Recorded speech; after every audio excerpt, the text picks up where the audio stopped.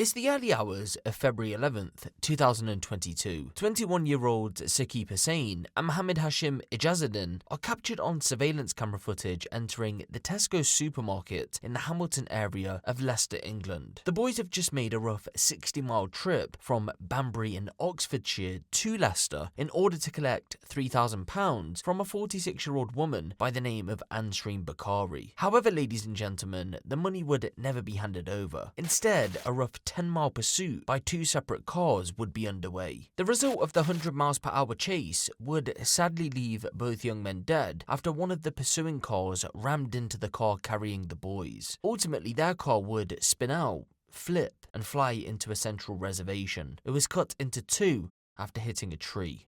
Come with me then as we take a deep dive into this complex police investigation. On the 15th of November 2019, a then 20-year-old Mahek Bukhari, aka Maybe Vlogs, posted her first TikTok video alongside her mother Ansreen. Over the following months, Mahek decided this was where she wanted her life to go. She wanted to be TikTok's next biggest star. And to be fair, although we've said that about many other influencers in the past, she was actually on the way to becoming huge on the platform. In fact, she had started to gain that much traction on her dance, makeup, and daily life videos that she decided to drop out of her Manchester University course to put all of her effort into not just TikTok, but rather YouTube, Instagram, and Snapchat as well. We were quite proud because I wasn't allowed to go to university and I wanted my daughter to go. She wanted to be more on Instagram as an influencer and on TikTok. We weren't disappointed. Ansreen Bukhari, Mahek's mother, was supportive throughout her daughter's social media career, so much in fact that she decided to adopt the role of a manager, although that would never be official. Ansreen's early life consisted of humble beginnings. She had immigrated to Stoke-on-Trent in the United Kingdom from Pakistan as a baby. She would go on to live in the city for her whole life. I had dreams of becoming an air hostess, but my parents were quite strict, so I was never allowed to go to college to study to become one. Instead, Ansreen found employment working at a local factory when she graduated from secondary school. Soon after, she found herself working as a delivery driver for a pharmacy. Over the course of her 8-year tenure at the pharmacy, the owners decided they wanted to give her a promotion. So they paid for her to do a course so she could handle prescriptions for patients. It wasn't all happy days at the company though, and towards the end of that 8-year period, a dispute broke out about holiday entitlement. That dispute resulted in Ansreen parting ways with the pharmacy. She wouldn't be out of employment for long though. Given her experience and qualifications, she was able to find employment at a local Superdrug store only months later. She worked there until late 2019. Ansreen Bukhari was able to find employment with the Department of Work and Pensions doing debt management months after leaving Superdrug. The job allowed her to work from home as the coronavirus pandemic was fully underway. However, once Mahek's social media career had begun to blossom, she ditched her job to basically become her manager. Mahek started to post on TikTok and Instagram. Clothing companies started to approach her when she started to gain a following.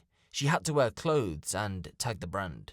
Her social media career led to a lot of travel. I went with her so she wasn't alone. If she was alone, there was time limits, so she had to come back. Her Instagram was gaining a huge following, and she was getting a lot of promotions. I would stay up late and go with her. Sometimes the job involved both of us staying overnight in hotels. We travelled to London, Manchester, Birmingham, and Bradford. Mahek's father encouraged me to travel with her. He knew that she could trust me and I would be there to take care of her. My life before Mahek's social media career was fairly normal. I'd cook, clean, and go to work throughout the week. However, when she took social media more seriously, I began to go out on the weekends with her. It was exciting. We were out and about, meeting people and stuff. And it would be this newfound excitement, this new life that happened to land at Ansreen's feet, that would be the catalyst to the crash that would ultimately take place on February 11th, 2022.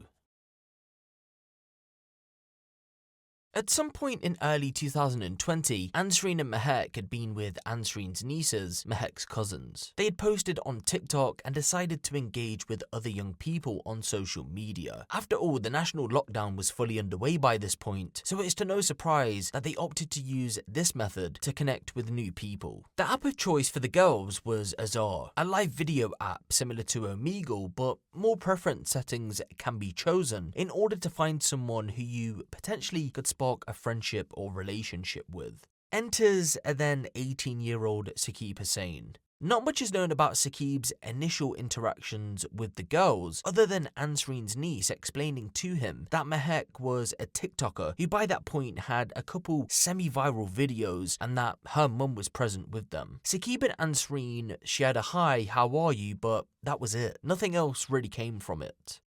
I found him attractive, but I didn't expect to hear from him ever again. 2 days later though, Saqib had followed Mahek on Instagram, went through her follow list and found Ansreen. He sent a DM. "Hey, do you remember me?" No, I don't." Ansreen asked Mahek if she recognized him. She did. She remembered him from Azar. The light bulb went off in Ansreen's head.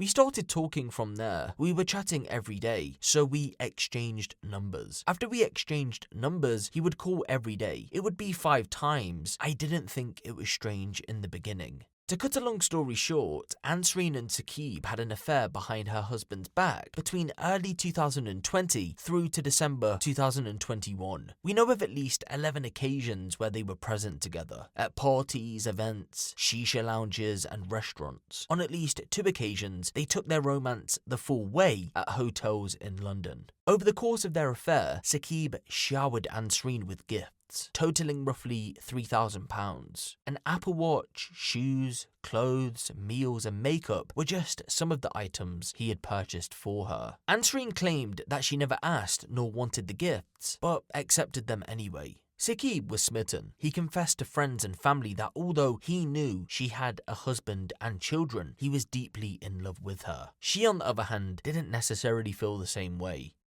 "I've just made the biggest mistake. I was very ashamed and embarrassed."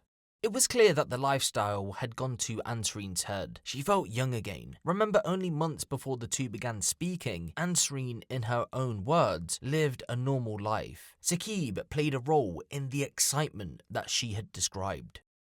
On the 10th of December, 2021, Ansreen and Saqib would meet up at a hotel in London. There isn't in-depth details about what took place during this face-to-face, other than Ansreen explaining that she had taken things too far, but appreciated the time they had spent together. "Nothing happened while we were at the hotel, apart from speaking with each other. I wanted to end it, but he wanted to continue. He wasn't listening at all." Ansreen had finally ended things. In the days after Ansreen broke things off, Saqib begged her not to end it and reconsider her position. He was heartbroken. She obviously didn't want the relationship anymore, but Saqib just couldn't take that for an answer. He couldn't move on with his life like Ansreen had asked him to. Messages flooded through, hundreds of calls were made. If I was ignoring him, if my daughter was on TikTok Live, someone would make a fake account and say, "Tell your mum to call me." I was getting tired. I didn't want to talk with him anymore, and so I blocked him. I told Mahek, "I've had enough. I couldn't take it anymore." Then came January of 2022. Saqib had felt powerless. There was nothing he could do to get his relationship back with Ansreen. No matter how much he pleaded, how much he begged, Ansreen just didn't want anything to do with him anymore. In January of 2022 then, Saqib decided to take a different approach. This approach got Ansreen's attention. Blackmail. Over the course of the first 5 weeks of 2022, Saqib Hussain came up with a blackmail scheme in where he threatened to share nude images and videos of Ansreen and expose their relationship to not only Ansreen's husband and her son, but rather social media as well. The revelation of the affair would ruin Ansreen's marriage and damage her reputation. It would also impact Mahek's relationship with her father and would cause damage to Mahek's online influence. Ansreen was all ears. "You dumb bitch. I'll send your son nude pictures of you. I'll ruin it. I don't give a shit. When I'm mad, I'm mad. I have nothing to lose. I'll send videos to your whole family. I'll tell your husband everything. You know what I'm capable of. I'm going to send your son one nude of you first. Your son's going to see them videos now of us in the hotel, okay? Don't make me look everything up. Don't say I didn't tell you. I'm giving you a last chance. I'll send now. Your son's going to see them videos and pics. Are you going to call, or shall I make your husband mad? Although these threatening messages had been sent, nothing ever came of it. Saqib was just trying his hardest to somehow get Ansreen's attention. An example, Saqib would threaten Ansreen in a message, then as the conversation developed, he would beg to meet her face to face in an attempt to get back together. The blackmail scheme was no secret, well, at least to Mahek anyway. She knew exactly what was going on. Once the threatening messages came Ansreen's way, Mahek had this to say to Saqib. You little narcissistic bastard. I know what game you're playing. You'll get the message soon. You'll see movement soon. This year, you'll be gone. She then sent this to her mother. I'll soon get him jumped by guys and he won't know what day it is. By early February of 2022, Ansreen Bukhari had enough of the threats and attempted to turn the tables. She wanted to be in control of the situation. She threatened to go to the police and tell them about the blackmail scheme, but for whatever reason, she never ended up going to the authorities. However, a solution to the problem was about to emerge. You see, Saqib demanded that Ansreen cough up the money he spent on her during the relationship, roughly £3,000, and after that, he would leave her alone. His plan was to fly out to Pakistan. At first, Ansreen was reluctant to do so. After all, Saqib could collect the money, keep the images and videos, and then continue with the blackmail. Eventually, though, she would agree. On the 8th of February 2022, 28-year-old Rekhan Karwan reached out to Saqib Hussain. He was acting on behalf of the Bukharis when the topic of money entered the conversation. Mahek and Ansreen had known Rekhan for a few years leading up to this point. He was also a content creator from Leicester who had collabed previously with the pair. It was clear that they had a well-established relationship because they approached him to ask him to speak with Saqib about the money. On the day in question, 2 phone calls were made, lasting roughly 10 minutes between Rekhan and Saqib. Although it isn't clear what the contents of the conversation were, it's been suggested that it was about the £3,000. More specifically, Saqib needing to provide proof that he had spent this £3,000. On the following day, the 9th, Saqib was told that he'd have to meet Rekhan in Leicester to retrieve the money from him. Saqib's sister overheard that conversation and spoke with him about it. She feared that he may be set up. Saqib had his heart set on the money though. He wanted to clear his head and use the funds to fly out to Pakistan. Taking his sister's advice, Saqib messaged Rekhan and told him that the money needed to be sent to his bank over the next day or so. The money was never deposited. On the evening of the 10th, frustrated, Saqib messaged Mahek, threatening to turn up at Ansreen's home in Stoke to reveal all. Only 30 minutes after that message was sent, Mahek would tell Saqib that if he wanted the money, he would have to travel to Loughborough to collect it from her and her mother. Loughborough, for those of you who aren't aware, sits just outside of Leicester. Although Loughborough had been chosen originally, Leicester was the final meeting point. Saqib was more than happy to take the trip, but there was just one issue. He didn't drive. So he decided to ask friends to see if they could give him a lift from his home in Banbury, Oxfordshire to Leicester. One said he couldn't because he needed to get home and didn't have any house keys, so he'd be locked out. Another said he had to go to Middlesbrough the following day. Enters Mohammed Hashim Ijazuddin. Mohammed had been at home with family when he got the call to see if he could take Saqib to Leicester. Bear in mind that although Mohammed knew this trip was to collect money, he didn't know who it was from because he had no connection whatsoever to Ansreen, Mahek or Rekhan. Mohammed agreed to take the trip with Saqib, and at around 11 PM, they left out to make the rough 60-mile trip to Leicester. We don't know exactly what went down during the trip, but it more than likely consisted of a few messages between Mahek and Saqib, including where the exact meeting point was: a Tesco Superstore. When the boys arrived in Leicester, they drove to a Tesco in the Narborough Road area. They waited a while, but ultimately no one arrived. They had travelled to the wrong store. The correct one was across the city, in the Hamilton area. At 17 minutes past 1 in the morning on the 11th of February 2022, the boys were seen entering the car park of the Tesco store in Hamilton, shown by the green arrow.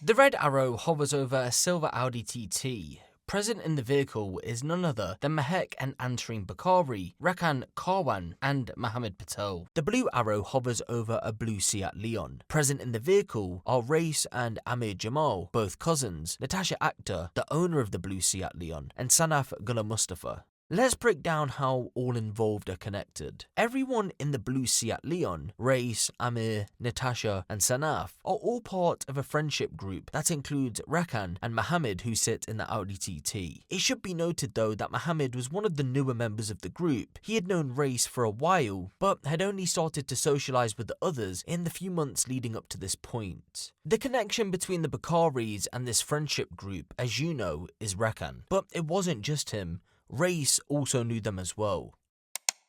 It isn't entirely clear why the boys decided to flee from the car park, although Mohammed Patel would say that he and Rakan had been hiding in a nearby stairwell. Apparently after Saqib and Mohammed spotted them, he believed they got spooked and decided to flee. Saqib and Mohammed were now being pursued by Mahek's Audi TT and Natasha's Seat Leon. However, the girls weren't driving. Instead, Rakan got behind the wheel of the Audi whilst Race drove the Seat. After fleeing from Tesco, the boys weren't too sure if they were being chased by at least the Seat. It had been quite close behind them, so they needed to double check.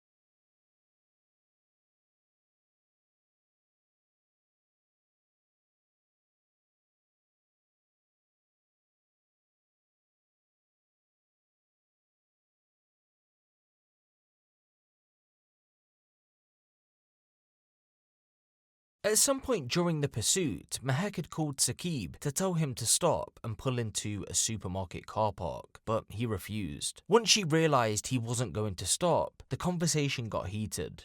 Watch what I do to you. The call between Mahek and Saqib would end around here, Watermead Park. Again, we don't know in-depth details about their conversation, but it was clear Saqib thought his life was in danger. They're trying to block me in. They're trying to block me in. There's guys following me. They've got balaclavas on. They're trying to kill me. I'm going to die. I've gone past Ratcliffe College right now, and they're trying to kill me. They're trying to kill me. They're crashing into my car. They're hitting the car. They're hitting the back of the car really fast. They're trying to ram us off the road. Please, I'm begging you.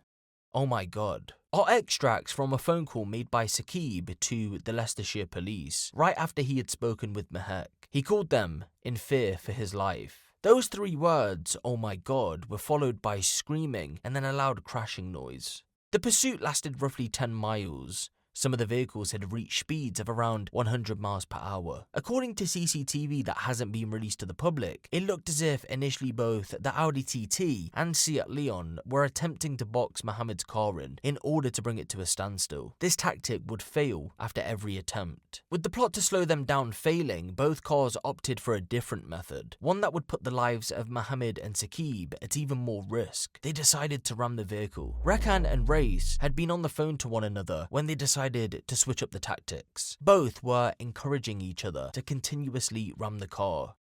When the cars passed this petrol station on the A46, Race rammed Mohammed for a final time. Not once, not twice, but 3 times in quick succession. During the first 2 rams, Mohammed's car had been hit from the back, but he still managed to keep control of the vehicle. However, when it was rammed for the 3rd time, it had been from the side towards the rear of the car. At 90 miles per hour, the blue Seat Leon would push Mohammed's Skoda down the A46 before it clipped the curb, which sent the car flying into the central reservation. The car would be split into 2. The engine would fly across the A46. Sadly, ladies and gentlemen, Saqib and Mohammed would be dead upon impact. The A46 was quiet on the morning of February 11th, 2022. There were no witnesses to the crash. All people were left with when they did eventually come across the car wreck was a huge fire. To many, it had looked like a tragic road traffic accident. But as you know, something much darker had occurred. Police were called to the scene by a recovery truck driver who had been heading back home to Nottingham after delivering a car in Leicestershire. The authorities would arrive at the scene a short while after the call was made, and within minutes an investigation was underway. Given the fact that there were no witnesses, the police had to quickly spring into action and check surveillance camera footage to see if it could help paint a picture. Over the next hour, police knew this was no road traffic accident, thanks to the surveillance footage, and within 3 hours of the crash, they had made their first arrest. At 4:45 AM, Natasha Akhtar was picked up by police heading into Birmingham. Although Race had been driving her blue Seat Leon at the time of the crash, she got into the driver's seat by herself to head back home. She was arrested on suspicion of murder. Just under 3 hours after that, at 7:40 AM, police would rush to the Bukhari residence in Stoke-on-Trent after tracking the Audi TT. Me and May went. No, yeah, we were out. Where were you? Where was that? So we stayed here, and then we went straight to Nottingham. Right. Okay. In the Audi.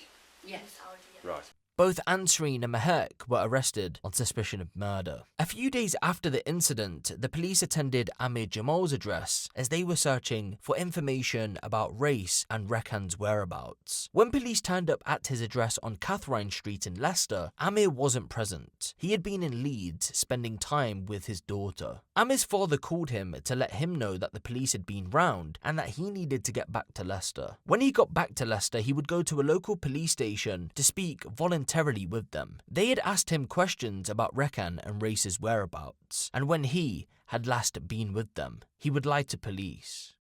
I didn't initially intend to lie to police, but when they started to ask me questions, I panicked. I was just thinking about my little girl and getting back to her. I wasn't thinking, I just panicked. After the initial questioning, Amir Jamal was released. After Amir's release, Rekhan and Race handed themselves into police. It was clear that they must have been given the heads up by either Amir himself or someone within the family. The pair were arrested on suspicion of murder. 3 weeks on from the crash, and police would arrest Mohammed Patel on suspicion of murder at his home address. Then, 9 days after that, Sanaf and Amir would be arrested on suspicion of murder. Some of those arrested would give no-comment interviews to police. Some would lie, such as Mahek Bukhari. There's a car that's coming on the right-hand side, a Seat Leon, don't know the model or anything, but it was blue, comes straight down, no speed, nothing, normal, on the right-hand side. We were always on the left-hand side. This right-hand side car's come now, the Leon, the blue one, has come straight next to me and come right in front of me, not very close. I've always said to myself, I'm a very good driver when it comes to this. I've been driving for 5 years, 45 years, and I've said to myself, always keep a 2 to 3 second rule gap, always, when I've said to myself, always done that. So this car's come not close, I've always braked. So I was doing 60, it was 70, I think it was 70 on the dual carriage or 60, I was doing 50 straight away, went back, went to 50 to 60, went back. This car didn't do anything to me. I don't know who, just a normal car going on the right to the left. The silver car, I don't know which brand it was, model. It's come zooming down. I've kept this 2 to 3 second rule gap, and the blue Leon's in front. I'm at the back. This silver car's come and cut into the middle, so we're basically all 3 cars very close. I braked and I said to my mum, what is this car trying to do? And my mum saying, May, just keep your distance. Everything's going to be okay. It's okay. Just a reckless few people just reckless because they know it's all the way down. If there's any cameras, there's going to be cameras. They must know there's no cameras. So they've gone all the way down. They've cut into my car. I've kept my distance. I've braked. I think got to at least 40 because there was no cars behind me. Going to 40. This car was not threatening me, but agitating the blue car. So the blue car went onto the right lane, which is the overtaking lane, and the silver car went onto the right lane with the same car as the blue. So then the blue car went onto the left, and the silver car kept to the left, and it was just harassing. Like the blue car was trying to let you go, like go, you can go now because I'm letting you. But this silver car was not letting the blue car go. So I was thinking, okay, well, they're not agitating me, they're not trying to put me off my driving. I'm going on my left lane. I'm further away from these cars. So like I said, they were doing their own thing. I've gone past on the right lane now. The blue car's in front always, the silver car was behind. I've gone past and I've gone further away from this car on the left side, and then the blue car has caught up with me on the right side. I don't know who they are. I didn't even see the silver car as well. And the silver car, all I hear is like a you can hear like a bang, but not a big bang. It was like you hit behind me, basically. The silver car's hit the blue car at the back, like a touch, but you can tell the blue car has gone a bit faster. So I've looked at my mum and I goes, Mum, what is going on? What is wrong with, are they, I don't know if they're drunk, what are they trying to do to this blue car in general? So my mum goes, May, like I said, leave it. You're not involved. You don't know what's going on. You just go straight on and leave it. I goes, okay, that's fine. This blue car's gone straight now, and this silver car's gone behind. And as soon as I said, Mum, as soon as we see a slip road, we're gonna go to a slip road. We've gone forward, and the silver car's hit the back of the blue car. The blue car, see it, like Leon's gone, completely gone. As soon as I've turned around, the silver car's gone. Out from I didn't see. All I've seen is they've hit, and all I see is right, like a swerve. The silver car swerved to not my side, to the other side of the dual carriageway where the metal bits are, basically. And I didn't see the car after that. I didn't hear a bang. Apparently there was mentioned there was a tree. I didn't see no tree. I didn't see anything. I've gone straight on. I've looked at my mum and I said, Mum, what? I was just in shock. She goes, Made there's a slip road. And some would tell the truth, such as Mohammed Patel. One of the occupants of the Skoda Fabia. I don't know exactly who, but heated between Mahek and Saqib, from what I understand. Right.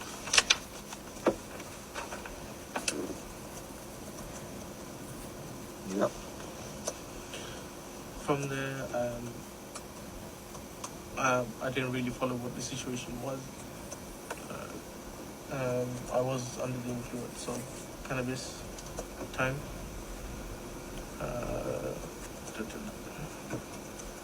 At that time, there's a really heated conversation, and then she says, "Watch what I do to you." She said what, sorry? Watch what I do to you. Mahek said that? Yeah.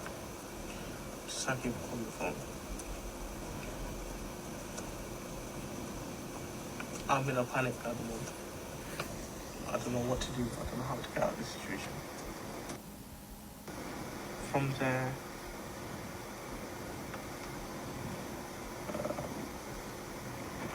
the race is trying to overtake him. So come into like the third lane and trying to overtake him and trying to stop him in his track. Overtake the Skoda? Overtake the Skoda and stop him. Yep. And we're inside the Audi TT. We're still following. Whole time we're still following. Then Rekan takes the lead and manages to overtake Skoda Fab. Okay. And trying to do like a tactical maneuver and trying to stop them. He's not able to fully control the car and swung into the back of the Seat Leon. And then from there,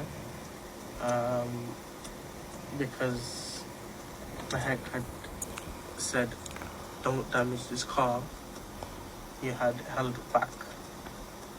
Yeah, so he's held back now, and we're at the back of this pursuit now. So did he? You say he hit? He can't control the car. Did he? No crash though at that point. No, No, but he was swerving in and out. swerving, Yeah, and she tells him. yeah, and then hits the back of, I think, the front of the Leon. Oh, so it hits. And hits the front of the Leon. Okay. From the, we've tried to gone onto the left-hand side lane, Yeah. and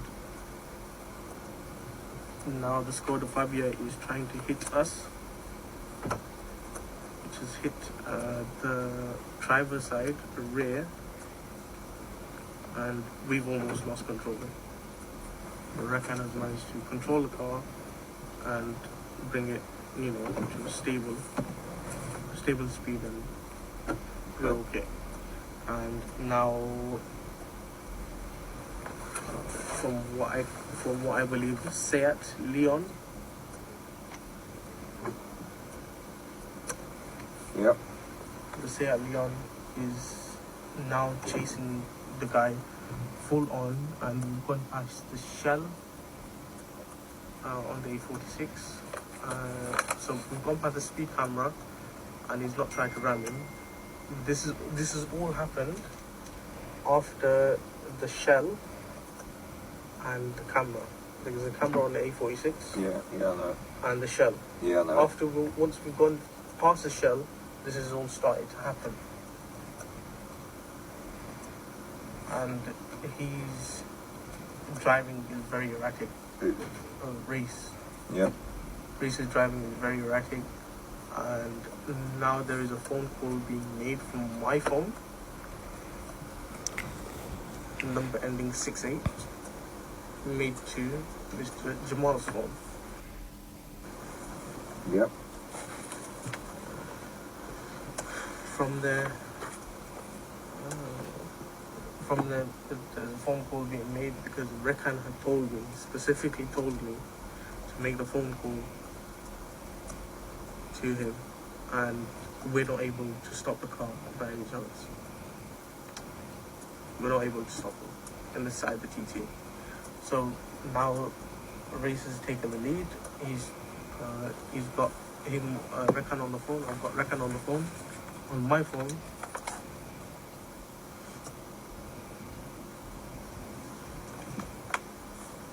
phone, is making a phone call to Reese. Reese is saying, I'm going to try and stop the guy. I might have to ram him. So when you made this call, you spoke to, even though it's driving, you spoke to Reese. It's Reese you spoke to. I didn't speak to him directly. Rekan spoke to him on his phone. Right, so Rekan's got your phone? Yeah. Well, he's not got my phone. I'm holding the phone towards him. Right, yeah, sorry, yeah. Okay, yeah. He's saying, I might I might have to ram him. I might have to ram him. And then he said, yeah, go on, ram him. So sorry. Rekan has told him ram him. Rekan, so Jamal says he might have to ram him, and Rekan's told him to. Yeah. All 8 would go on to be charged with the murders of Saqib and Mohammed. Even though the likes of Mohammed Patel came forward to police to tell them exactly what had happened, in their eyes he was still present, meaning he played a role in the murders. Over the course of the police investigation, it revealed that after the car had collided with the tree, neither the Audi nor the Seat stopped and called for police. They instead turned their mobile devices off, drove further up the road to Nottingham Raceway karting, got out of the car to check what damage had been caused, and then came back down the A46 towards Leicester. They drove by the car wreck without a care in the world. Once arriving in Leicester, both cars would travel to Sutton Place. That sits within the Rushmead area of Leicester. They would all leave the vehicles, walk out of Sutton Place onto Sutton Avenue, then onto Gypsy Lane, before making a right and turning onto Catherine Street.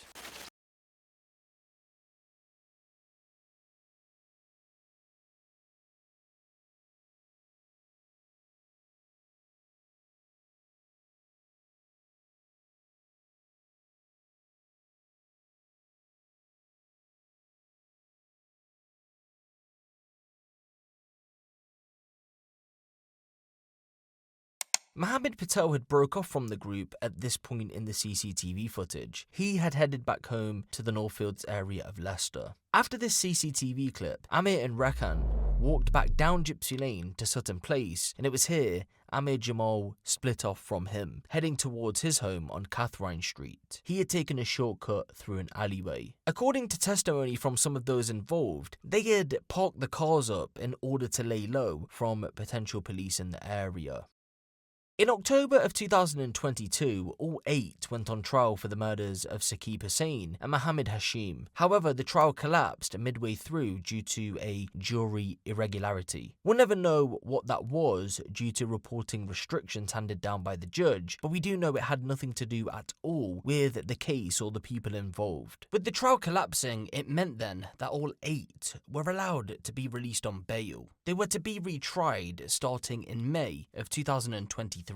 All 8 would take the stand during the trial. Some would give testimony that they were in their own world after smoking cannabis and didn't even pay attention to what was unfolding. Some said they believed that they were going for a late night drive when out of nowhere they found themselves in the middle of a chase. But it didn't matter what reason they gave because the jury found all but one of them guilty for either the murder or manslaughter of the boys.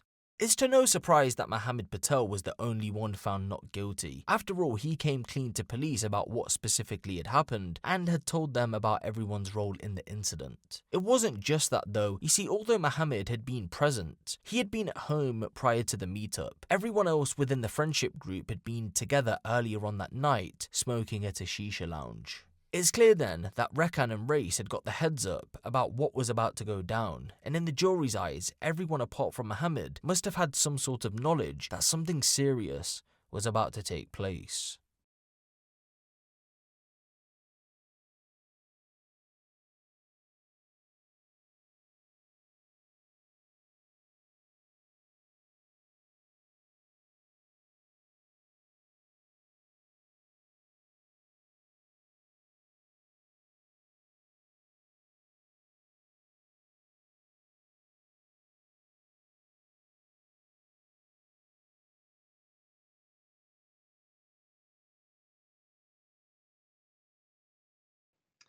Members of the public who attended would have thought that was just a car crash, a tragic accident. But unbeknown to those, in the minutes leading up to the car hitting the tree, Saqib had made a very chilling 909 call to the police.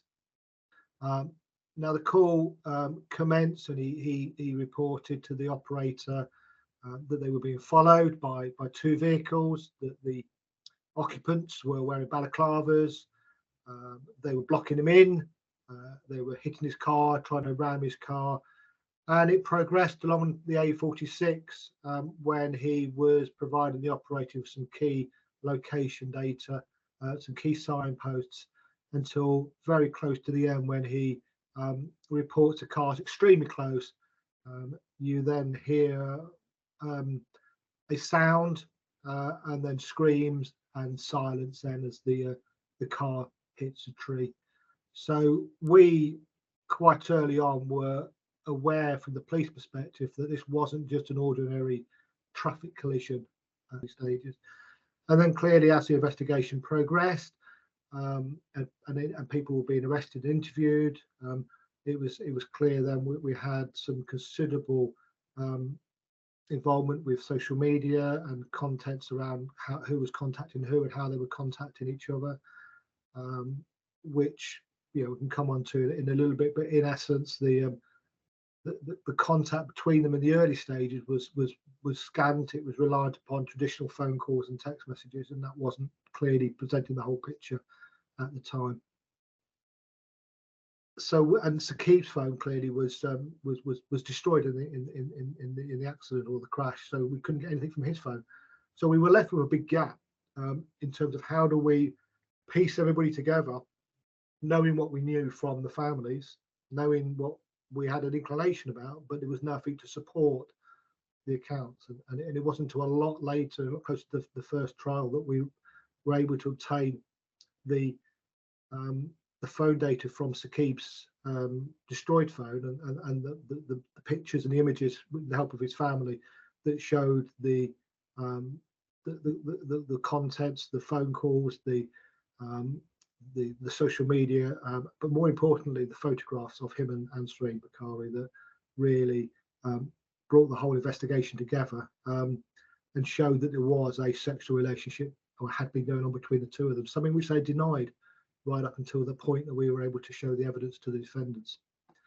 Before the first trial, we had a considerable number of messages from Saqib to Ansreen and Mahek, talking about wanting to meet up, talking about the money, talking about the pictures, talking about, telling her husband and her family about these indecent images or these videos that he'd got, wanting money from them. And also it showed that some of the messages that would have been on Ansreen's phone have been deleted, because Mahek had screenshot some of the messages from her mum's phone. So we could see the screenshots on Mahek's phone, but we couldn't see the relevant messages on Ansreen's phone. So we knew that they'd been deleted there as well, that obviously hampered the investigation. Well, I think the point you make is it's been an extremely long investigation. It commenced on the 11th of February, so we're almost 17, 18 months further down the line. We've gone through one trial almost to the end of the conclusion. It's a massive amount of work gone into this from the investigation team, from all parts of the investigation team, through bringing this through a daily basis to the court. And that's not just the police, it's the Crown Prosecution Service and the prosecution barristers. So there has been a massive amount of work, and will be satisfied at the end of it. We presented a really good case, a really strong case. The families, for them, it's not the end of the road, but it's at least some closure for them from a court perspective. She presented a number of reasons why she hadn't done so. It was the fear of how she would be seen within her family, her community, by having an affair with Saqib, how that might pan out, how that might affect Mahek's media account or media opportunity. So she used a couple of examples as to why she hadn't have done, which I think it's important to say, if she had have done, I think having been with Saqib's father on many occasions, I think if she had have reported the police or had have spoken to him, I don't think we would have been in the situation we were on the 11th of February. And I think both the lads would still be alive today.